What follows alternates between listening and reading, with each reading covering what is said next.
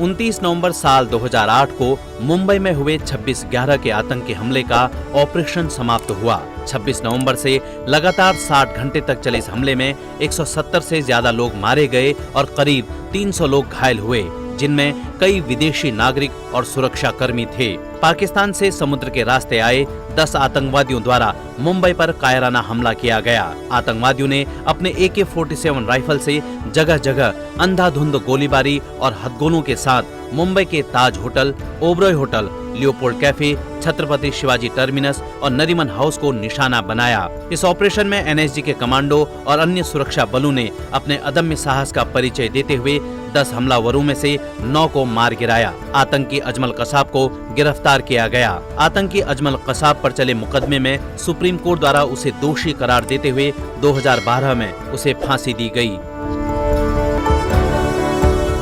29 नवंबर साल 1869 को अमृतलाल विठलदास ठक्कर का जन्म गुजरात के भावनगर में हुआ। उन्हें ठक्कर बापा के नाम से भी जाना जाता है। ठक्कर बापा भारत के एक सामाजिक कार्यकर्ता थे, जिन्होंने गुजरात में जनजातीय लोगों के उत्थान के लिए कार्य किया। वे भारतीय संविधान सभा के सदस्य भी रहे। साल 1922 में उन्होंने भील सेवा मंडल की स्थापना की। साल 1932 में वे महात्मा गांधी द्वारा स्थापित हरिजन सेवक संघ के महासचिव बनाए गए। उनके ही प्रयास से अक्टूबर 1948 में भारतीय आदिम जाति सेवक संघ की स्थापना की गई।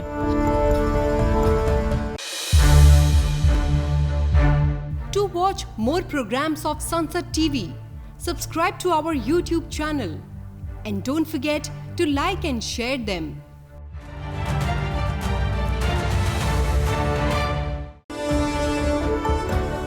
30 नवंबर साल 1858 को डॉक्टर जगदीश चंद्र बोस का जन्म ब्रिटिश भारत के बंगाल प्रांत में हुआ। वे भारत के प्रसिद्ध वैज्ञानिक थे, जिन्हें भौतिकी, जीव विज्ञान, वनस्पति विज्ञान और पुरातत्व का गहरा ज्ञान था।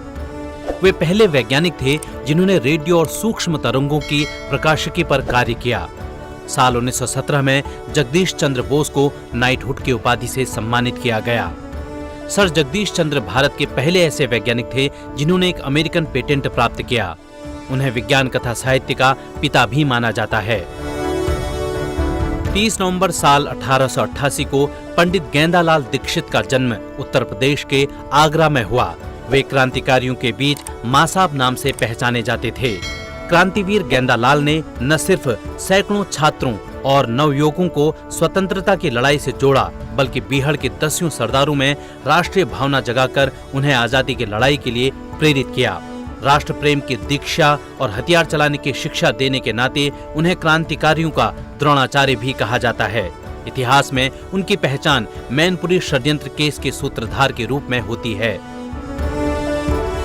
30 नवंबर साल 1965 को दिल्ली में शंकर अंतर्राष्ट्रीय गुड़िया संग्रहालय की स्थापना हुई। इसकी स्थापना मशहूर कार्टूनिस्ट के शंकर पिल्लई ने की। उन्हें भारत में राजनीतिक कार्टूनिंग के पिता के रूप में भी जाना जाता है। यहाँ विभिन्न परिधानों में सजी गुड़ियों का संग्रह विश्व के सबसे बड़े संग्रहों में से एक है। यह संग्रहालय दिल्ली के चिल्ड्रन बुक ट्रस्ट भवन में स्थित है। संग्रहालय का नाम गुड़िया घर भी है। यह संग्रहालय 2 हिस्सों में बटा है। एक हिस्से में यूरोपियन देशों की गुड़िया रखी गई हैं, तो वहीं दूसरे भाग में एशियाई देशों, मध्य पूर्व, अफ्रीका और भारत की गुड़िया प्रदर्शित की गई हैं। जब इस संग्रहालय की शुरुआत की गई तब इसमें 1000 गुड़िया थी। वर्तमान में यहाँ दुनिया के लगभग 85 देशों के लगभग 6000 गुड़ियों का संग्रह है।